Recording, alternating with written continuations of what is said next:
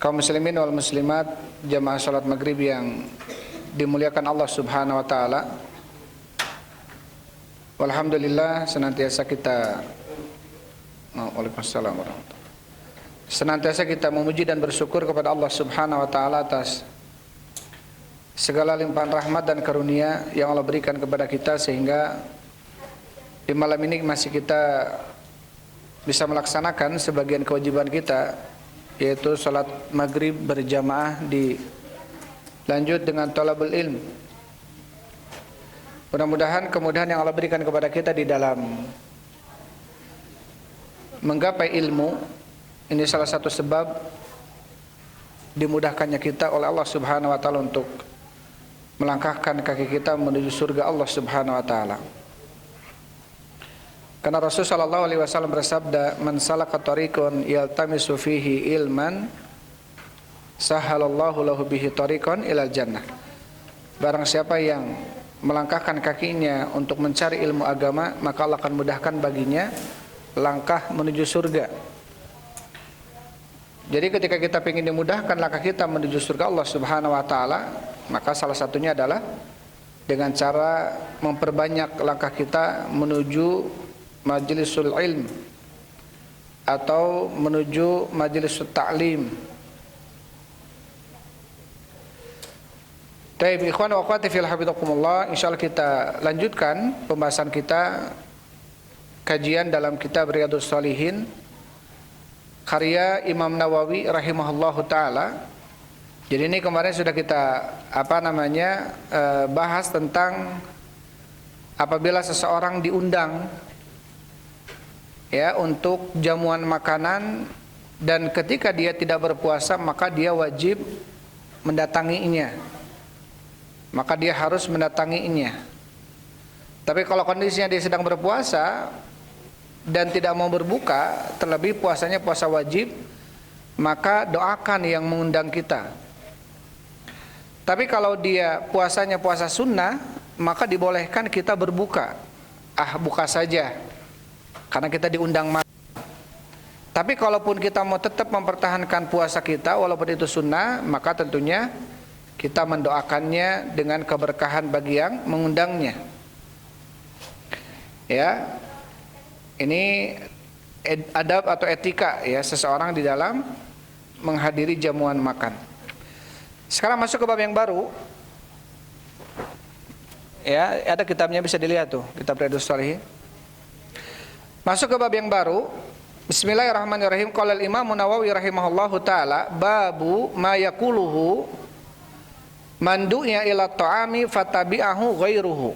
Bab ma yaquluhu, apa yang diucapkan man du'iya oleh orang yang diajak ila ta'ami kepada jamuan makan, fatabi'ahu ghairuhu, dan dia diikuti oleh yang lainnya. Ya, paham ya dari bab ini? Jadi bab apa yang diucapkan oleh orang yang diajak kepada jamuan makan dan dia diikuti oleh orang lain. Artinya ada orang yang ikut ke kita. Misalkan kita diundang oleh seseorang makan, ya, yang diundang cuman kita, satu orang misalkan. Tapi kemudian ada yang ikut bersama kita, satu orang lagi, teman kita, ya. Maka apa hukumnya? Nanti akan dijelaskan oleh Imam Nawawi dalam hadis yang datang selengkapnya ya. Jadi dalam bab ini adalah akan dijelaskan oleh Imam Nawawi rahimahullahu taala tentang apa? Tentang apa yang diucapkan oleh seseorang yang diajak menghadiri jamuan makan dan dia diikuti oleh yang lainnya. Paham dari judulnya, paham ya? Dan dia diikuti oleh orang lain yang tidak diundang tapi ingin datang bersama kita yang diundang. Maka apa yang harus kita ucapkan? Kita yang diundangnya ini apa yang harus diucapkan oleh kita yang diundang kepada yang mengundangnya gitu. Itu babnya ya. Setelah menyebutkan bab, kemudian Imam Nawawi rahimahullahu taala membawakan hadis. Dalam bab ini ada satu hadis ya yang dibawakan oleh Imam Nawawi rahimahullahu taala Hadisnya adalah an Abi Mas'ud Al-Badri, dari sahabat Abu Mas'ud Al-Badri, semoga Allah meridhoinya, beliau telah berkata. Jadi hadisnya hadis dari Abu Mas'ud Al-Badri, semoga Allah meridhoinya, beliau telah berkata, da'a rajulun nabiyya sallallahu alaihi wasallam li ta'amin, telah mengajak seseorang kepada Nabi sallallahu alaihi wasallam untuk jamuan makan, sana'ahu lahu khamisa khamsata. Sana'ahu lahu khamisa khamsata. Artinya apa? Makanan yang dibuat oleh Rasulullah atau oleh orang yang mengundangnya ini untuk 5 orang. Jadi Rasulullah diajak oleh seseorang, ya, sahabat, dan sahabat itu mengundang Nabi Shallallahu Alaihi Wasallam untuk apa? Untuk makan bersamanya. Tapi jatahnya berapa orang? 5 orang. Kemudian fatabi'ahum rajulun, maka rombongan Nabi Shallallahu Alaihi Wasallam ini yang 5 orang ini, fatabi'ahum rajulun, diikuti oleh seseorang yang lainnya yang tidak diundang. Falamma balagal bab, maka tatkala Nabi sallallahu alaihi wasallam sampai ke pintu yang mengundangnya, qala Nabi sallallahu alaihi wasallam, maka bersabda Nabi sallallahu alaihi wasallam, inna hadza tabi'ana. Nabi sallallahu alaihi wasallam mengatakan, sesungguhnya dia, orang ini telah mengikuti kami, kata Rasulullah. Ya, jadi orang yang satu ini enggak diundang sebetulnya, tapi dia ngikut, nyusul. Kata Rasulullah, fa in syi'ta an ta'dzana lahu, jika engkau ingin, engkau izinkan dia, artinya ikut bersama kami makan, wa in syi'ta raja'a. Tapi kalau engkau berkehendak, jika kamu ingin, raja'a, dia akan pulang. Qala, kemudian sahabat tadi mengatakan, bal adzanu lahu ya Rasulullah, bahkan saya pun mengizinkan dia untuk ikut makan, wahai Rasul sallallahu alaihi wasallam, muttafaqun alaih. Hadis ini sepakat Bukhari dan Muslim. Dari hadisnya paham ya? Dari hadis ini Rasul sallallahu alaihi wasallam itu diundang oleh seseorang sahabat, dan undangannya ini untuk berapa orang? Untuk 5 orang. Ketika Rasul sallallahu alaihi wasallam berjalan menuju orang yang sahabat yang mengundangnya ini, maka kemudian ada 1 orang, berarti jadi jumlahnya 6 orang jadinya, ikut bersama Rasulullah. Ya, maka tatkala Rasul sampai ke rumah sahabat yang mengundangnya ini, Rasul bertanya, orang ini ikut bersama kami, enggak termasuk dalam jamuan undangan. Kalau engkau berkehendak, maka dia ikut bersama kami makan, tapi kalau engkau berkehendak, maka dia pun akan pulang. Kalau tidak diizinkan, dia akan pulang. Maka kemudian sahabat tadi mengatakan, bal adzanu lahu ya Rasulullah, bahkan saya pun mengizinkan dia untuk makan, wahai Rasulullah. Artinya apa? Diizinkan. Taib. Dikatakan oleh Syekh Muhammad bin Shalih Al-Utsaimin rahimahullahu taala dalam hadis ini, di sini ada beberapa faidah. Ini penting ya, perhatikan. Ada beberapa faidah dalam adab makan, etika makan. Ya, ini bentuk kesempurnaan Islam, sampai perkara kecil pun, Waalaikumsalam warahmatullahi, sampai perkara seakan-akan mungkin sepele pun apa? Itu diatur dalam Islam. Ya, sampai makan masalah mengundang pun apa, dalam Islam sudah ada aturannya. Menunjukkan Islam ini sudah apa? Sempurna. Di dalam hadis ini kata Syekh Muhammad bin Shalih Al-Utsaimin ada beberapa faidah. Yang pertama, ini ingat, yang pertama dalam hadis ini ada faidah. Yang pertama adalah annahu yajuzu lil insan idza da'a qauman an yuhaddidal adada wala haraja fi dzalik. Yang pertama, ya, boleh bagi seseorang ketika dia mengundang suatu kaum untuk menjamu makan suatu kaum, boleh baginya apa? An yuhaddidal adada, untuk membatasi undangan. Wala haraja fi dzalik, dan tidak usah merasa berat dalam hal itu, dan tidak apa-apa dalam hal itu. Misalkan kita ada acara syukuran, kita ada acara syukuran, mampunya masak untuk cuman 10 orang, 20 orang misalkan, maka yang kita undang pun 20 orang. Ya, dan tidak mengapa hal itu kalau karena memang kita mampunya cuman untuk 20 orang atau 10 orang saja, gitu ya. Enggak mengapa. Enggak kemudian harus diundang semuanya. Kalau diundang semuanya malah justru nggak kebagian sebagian, justru apa? Maka ini bisa menjadi madarat bagi sebagian orang. Yang lain makan, yang lain tidak. Maka ini yang pertama. Kenapa? Karena sahabat tadi mengundang Rasulullah untuk menjamu makan hanya untuk lima orang. Taib. Kata Syekh Muhammad bin Shalih Al-Utsaimin, wa ba'dun nasi yaqul, sebagian manusia ada mengatakan annahu idza haddada al-adada fa innahu bakhil. Ada anggapan sebagian manusia ketika seseorang yang menjamu makan dengan dibatasi jamuannya hanya untuk 10 orang, hanya untuk 20 orang, hanya untuk 50 orang, hanya untuk 100 orang misalkan, yang nggak lebih. Ada sebagian menyangka bahwasanya wah, orang ini pelit, membatasi apa aja jamuan, yang diundangnya dibatasi gitu. Ya, sebagian menganggap bahwasanya hal ini adalah termasuk kebakhilan, kepelitan. Tetapi kata Syekh Muhammad bin Shalih Al-Utsaimin, walakin yuqal qad yakunul insanu qalilu dzatal yaddi. Bisa jadi terkadang si pengundang yang mau mengundang makan itu dia kemampuannya terbatas. Ya. Qalilu dzatil yad artinya apa? Kemampuannya qalil, sedikit. Tapi apa? Dia ingin ngundang orang, maka dia membatasi undangan. Ini tidak mengapa. Maka ini tidak mengapa. Tentunya ketika dia mau membatasi undangan, maka yang paling pertama dan utama yang diundang adalah kerabat-kerabat.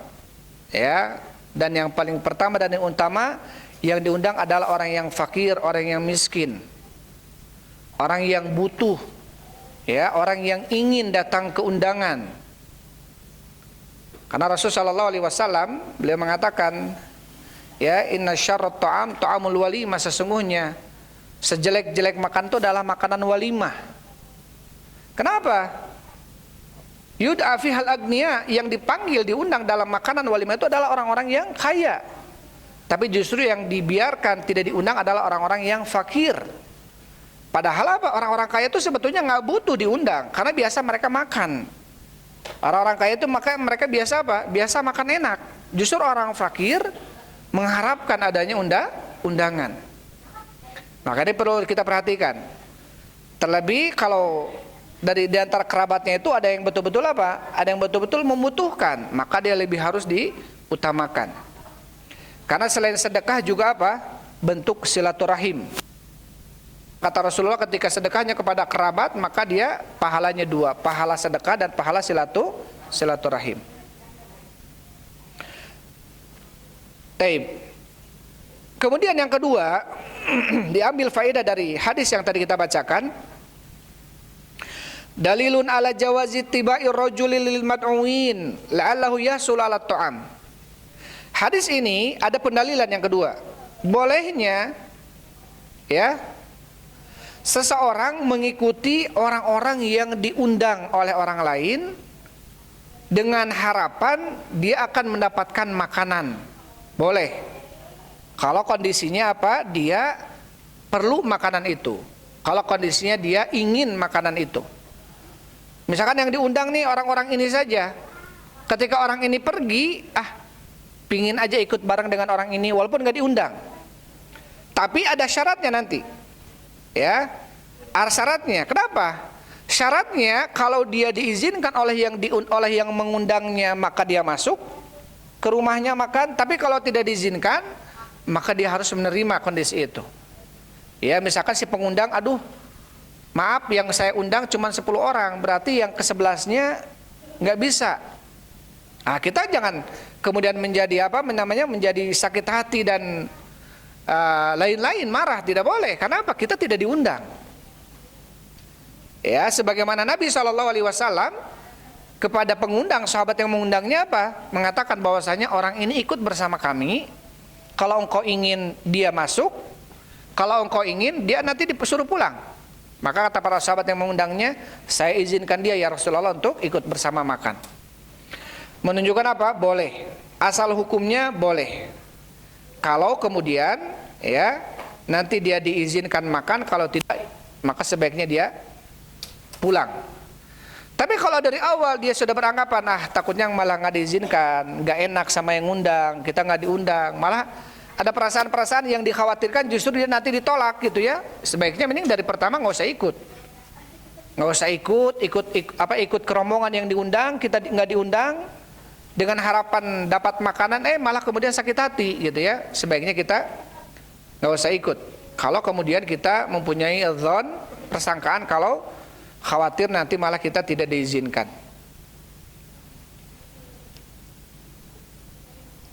Taib, itu yang kedua. Dan yang ketiga, kata Syekh Muhammad bin Shalih Al-Utsaimin, fi hadzal hadithi dalilun ala annahu idza ja'a mal insani man lam yud'a fa innahu yasta'dzinu lahu. Dalam hadis ini juga ada pendalilan ya bagi orang yang datang, bagi orang yang diundang dan dia datang bersama dengan orang yang tidak diundang, maka apa? Ya, sebaiknya dia meminta izin kepada yang mengundangnya. Ini juga perlu untuk diperhatikan ya, etika dalam undang mengundang, jamu menjamu. Biasanya kalau di kita apa?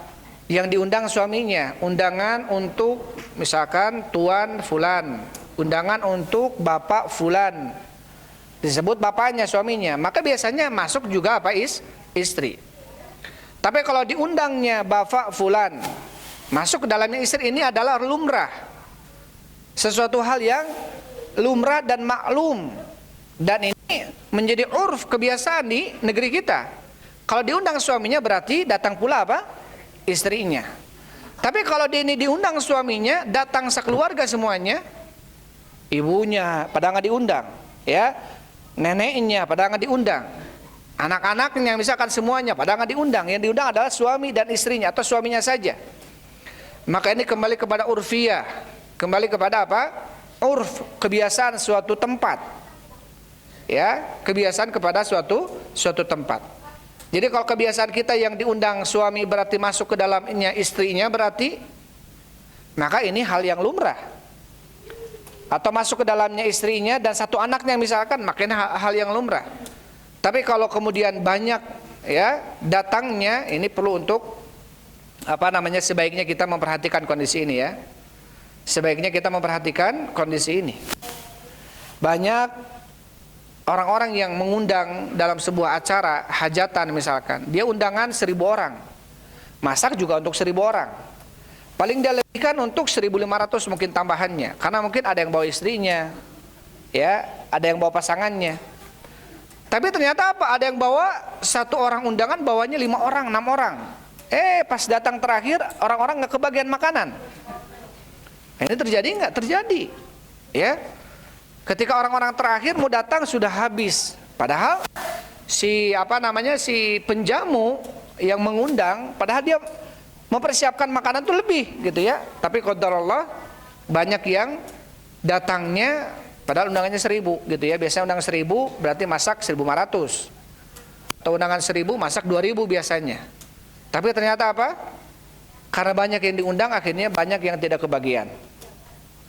Akhirnya yang diomongin juga siapa? Wah, ini mah hajatannya, ya, hajatannya nggak bener dan lain sebagainya. Padahal sebetulnya dia udah mempersiapkan itu, tapi qadarullah yang datang lebih banyak dari apa yang diundangnya. Ini juga perlu diperhatikan, ya.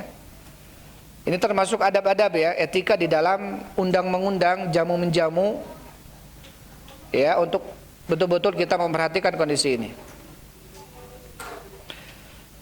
Taib. Kata Syekh Muhammad bin Shalih Al-Utsaimin, khususan idza kunta tadhunnu anna sahibal bait da'aka li ghadin khasin la yuhibbu an yutali alaihi ahadun. Apalagi kalau si pengundang ngundang kita tuh hanya ngundang kita saja, khusus. Dia nggak mau ada yang lain selain kita datang, maka betul-betul tidak boleh dia membawa orang lain. Kalaupun bawa dia harus meminta izin. Kalaupun bawa dia harus meminta izin.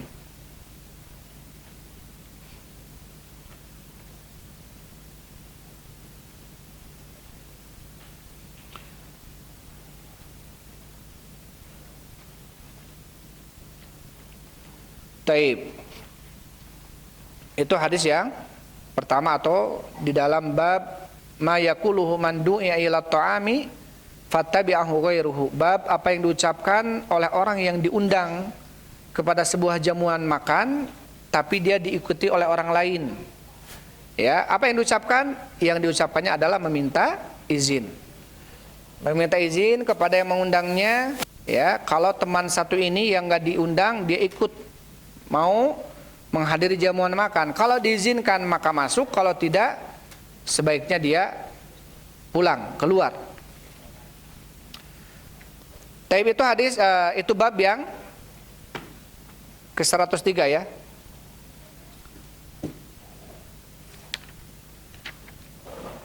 Sekarang masuk bab 104. Masih dalam adabut ta'am, etika di dalam makan dan minum.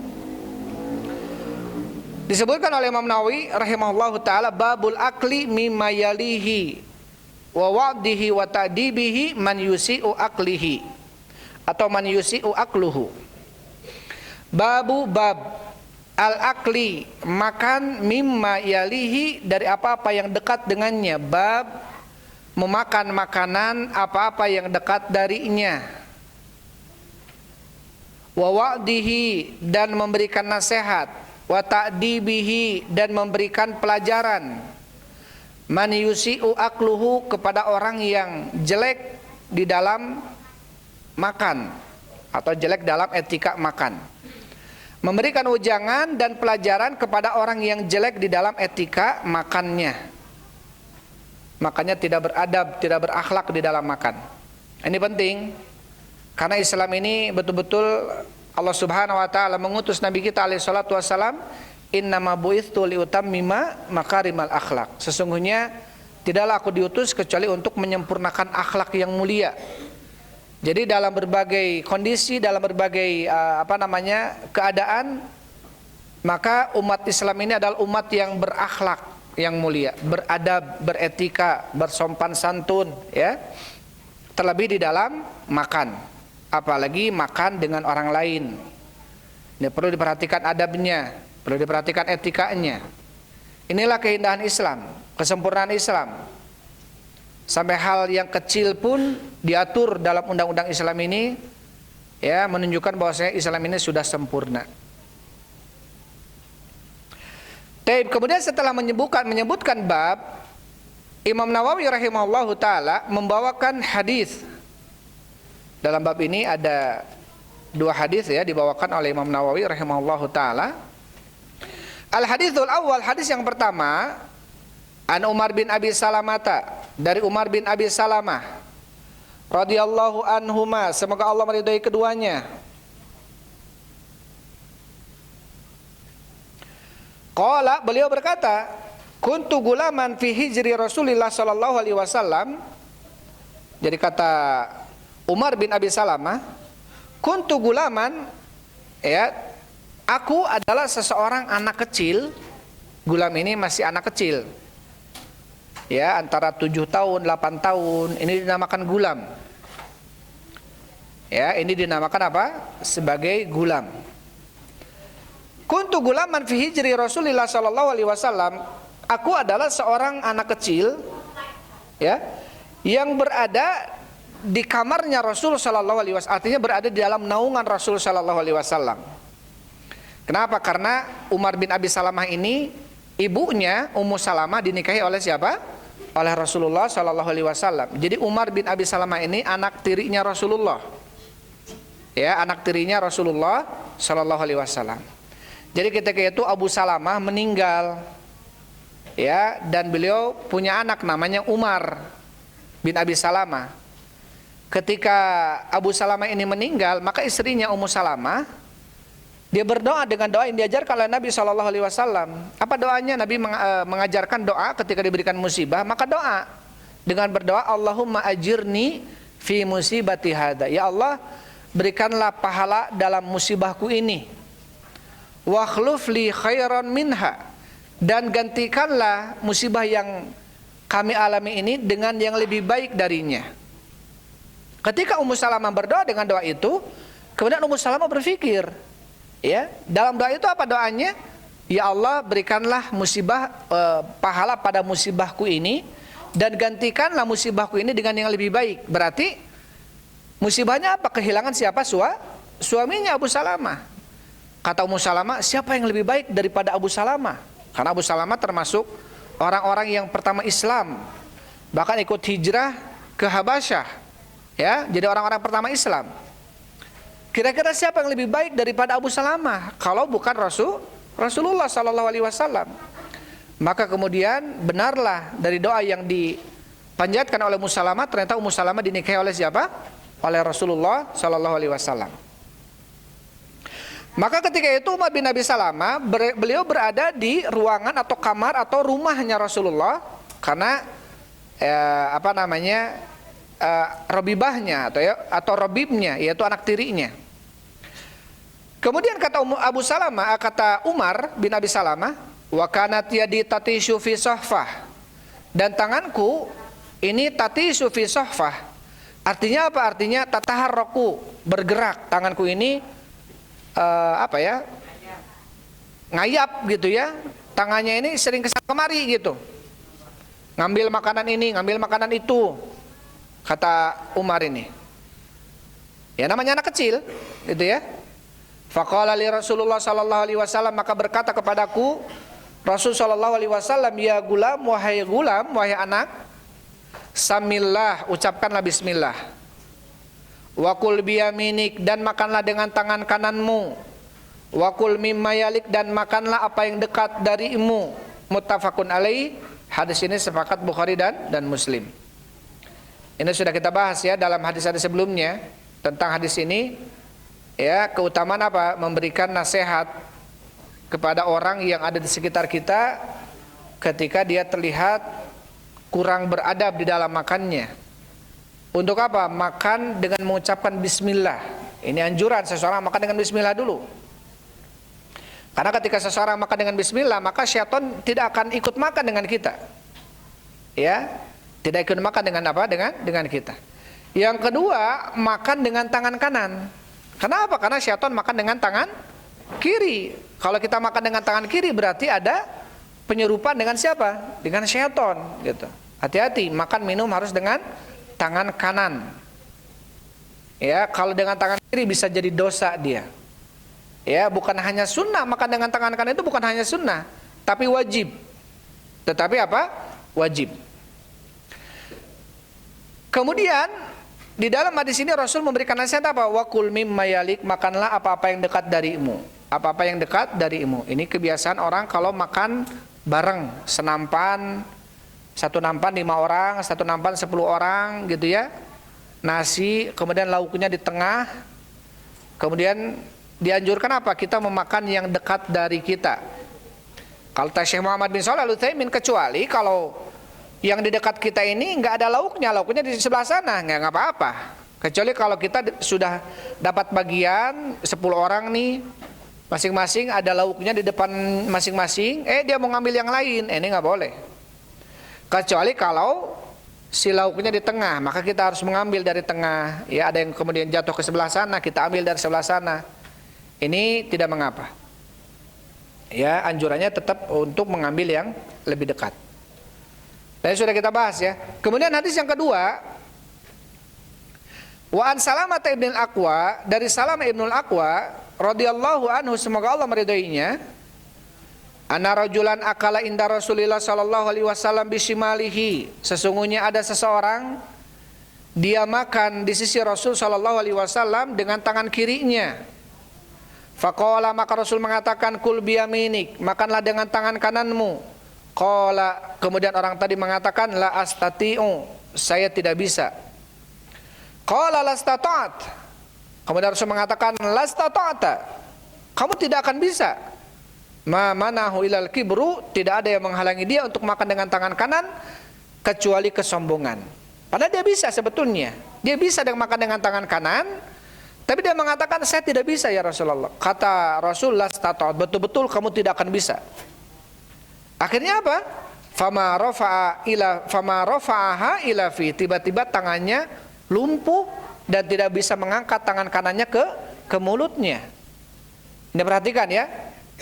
Perhatikan ketika hadis Rasulullah, ada teman kita nih, ada saudara kita mengingatkan kita dengan sebuah hadis dari Rasulullah.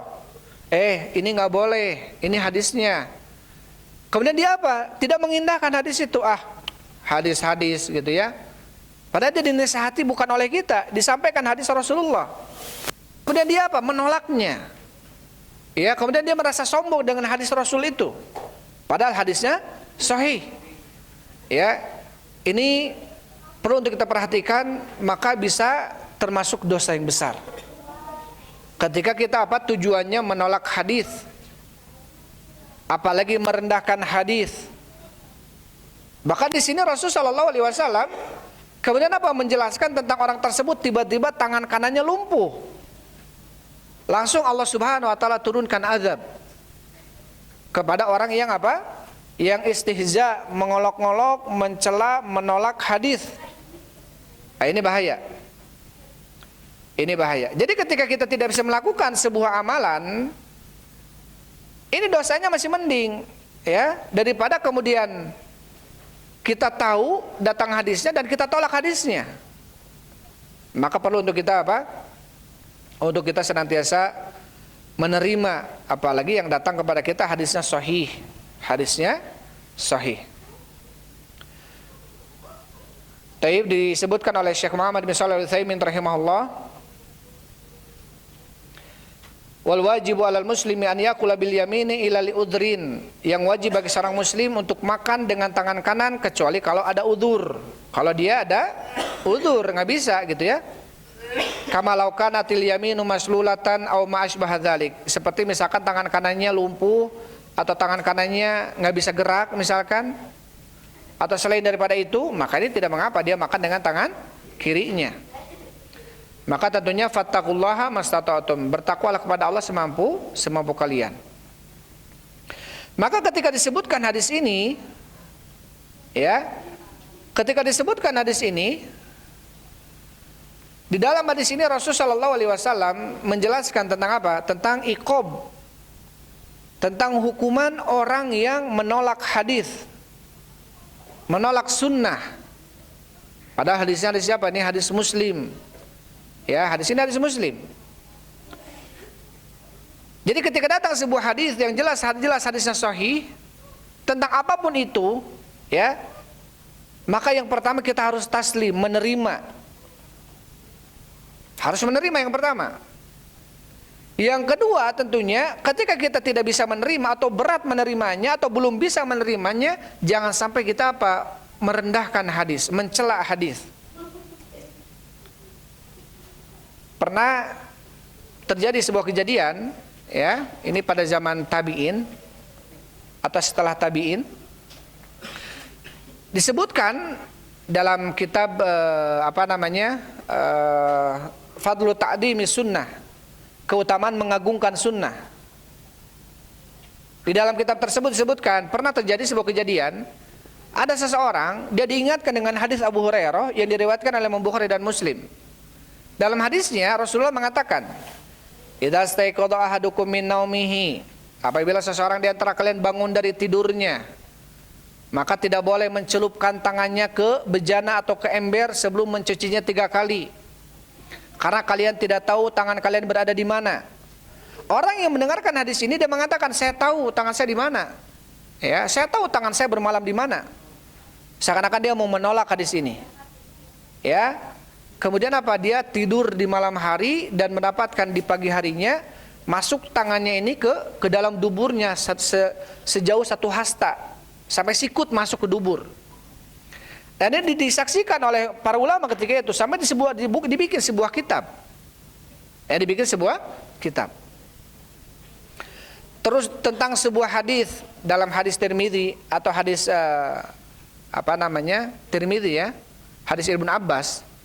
Dalam hadisnya Rasul mengatakan, la tatrukun nisa alailan, tidak boleh seseorang di antara kalian mengetuk pintu istri kalian di malam hari. Jadi kalau kita pulang dari safar, berpergian, kalau bisa jangan datang malam-malam ke rumah, kecuali kita mengabarkan dulu ke istri, ya, saya pulang malam ini, atau pakai telepon, pakai SMS, pakai apapun lah, yang penting sampai kabar ke rumah kita akan pulang malam ini. Tapi kalau tidak ada kabar sampai ke rumah bahwasanya kita sebagai suami pulang malam ini, sebaiknya ditunda pulangnya besok pagi. Karena Rasul melarang itu, la tatrukun nisa lailan. Tidak boleh kalian mengetuk pintu istri kalian di malam hari. Ada seseorang kemudian apa? Pulang dari safarnya, safar dagangnya, 2 orang. Ketika mau mendatangi rumah istrinya, diingatkan oleh hadis ini, jangan kalian ke rumah istri kalian dulu. Ingat dengan hadis ini, hadis Ibnu Abbas. Dia tidak mengindahkan hadis itu. Saya mau pulang buru-buru ke rumah. Dalam kondisi rumah atau istri-istri yang di rumahnya tidak tahu dia akan datang. Ya, kalau dulu tidak ada alat untuk media untuk menyampaikan kabar kan. Kalau sekarang sudah banyak. Ya, kita bisa ngasih tahu lewat WA, lewat telepon, kita akan datang malam ini. Itu tidak mengapa. Tapi kalau tidak ada kabar, sebaiknya ditunda. Ini sunnahnya. Orang itu akhirnya apa? Kemudian nggak mengindahkan hadis ini, nggak menghiraukan. Saya mau pergi malam ini, mau menemui istri saya. Dan 2 orang yang tadi disebutkan, ketika pulang ke rumahnya mendapatkan istrinya masing-masing bersama laki-laki yang lain di rumahnya. Ya, mendapatkan mereka sedang berselingkuh. Ini azab, ini iqab, ya. Ini Allah Subhanahu wa taala turunkan azab bagi orang-orang yang tidak mengindahkan hadis. Maka pentingnya apa?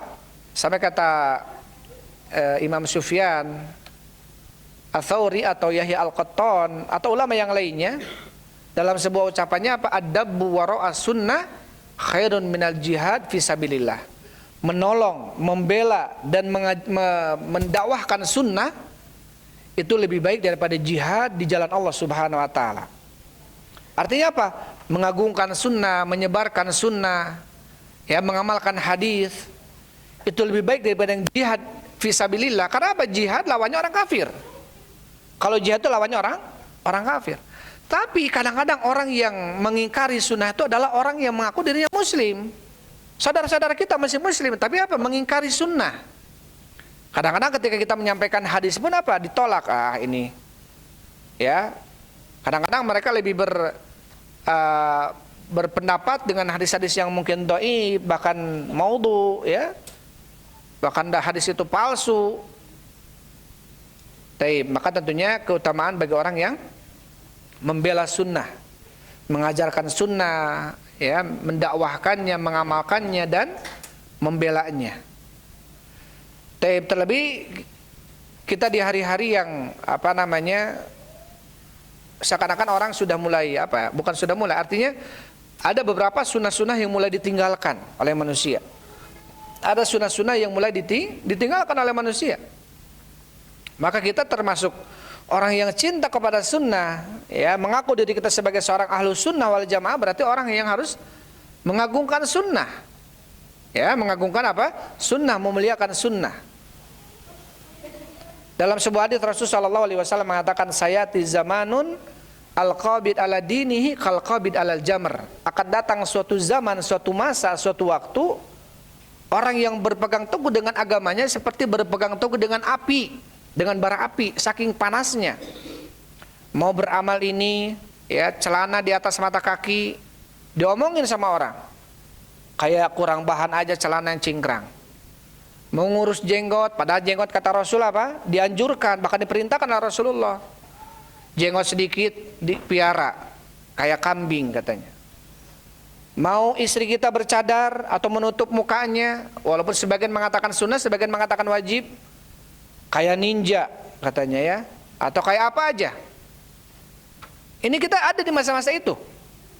Ya, kita ada di masa-masa itu. Di masa-masa yang kata Rasul memang jelas akan datang suatu masa, suatu zaman, orang berpegang teguh dengan agamanya seperti berpegang teguh dengan bara api. Artinya apa? Panas, digunjingi orang gitu. Paham ya? Digunjingi orang. Sekarang orang yang kumpul kebo gitu, ya, banyak orang yang selingkuh kumpul kebo, itu kadang-kadang orang biasa dengan itu. Tapi ketika ada orang yang poligami, orang yang ta'adud, nikah 1, nikah 2, 3-nya dengan sah, malah dibicarakan oleh sama orang. Jelas-jelas yang poligami ada aturannya, bahkan dianjurkan oleh Allah dan Rasulnya, Tapi apa manusia akhirnya apa? Ngomongin, wah dia nikahnya 2, nikahnya 3. Tapi orang yang apa? Kumpul kebo, orang yang selingkuh, orang yang pacaran, jelas-jelas haram. Sekarang orang-orang biasa saja. Ya, padahal itu haram, tidak boleh pacaran. Intinya apa? Intinya kita di zaman yang orang ketika mau berpegang teguh dengan agamanya, maka dia seperti berpegang teguh dengan bara api panas. Ya, dan tentunya semakin besar ujian di dalam melakukan sebuah amalan, ingat, akan semakin besar pula apa? Pahalanya. Akan semakin besar pahalanya. Maka tentunya kita bersabar di dalam ketaatan kepada Allah Subhanahu wa taala, bersabar di dalam amalan sunnah Nabi SAW, walaupun mungkin sebagian orang menggunjing, sebagian orang mencibir kita karena kita telah mengamalkan amalan sunnah. Selama itu sunnah, selama itu kebenaran, maka tentunya tidak boleh kita merasa gentar, takut, karena ya pahalanya besar di hadapan Allah Subhanahu wa taala. Tapi itu 2 hadis ya dalam bab ini. Insyaallah kita cukupkan kajian ini sampai bab ini. Insyaallah kita bertemu lagi di waktu yang akan datang. Wallahu a'lam bishawab. Walhamdulillah wassalatu wassalamu ala Rasulillah. Subhanakallahumma rabbana wa bihamdik asyhadu an la ilaha illa anta astaghfiruka wa atubu ilaik. Assalamualaikum warahmatullahi wabarakatuh.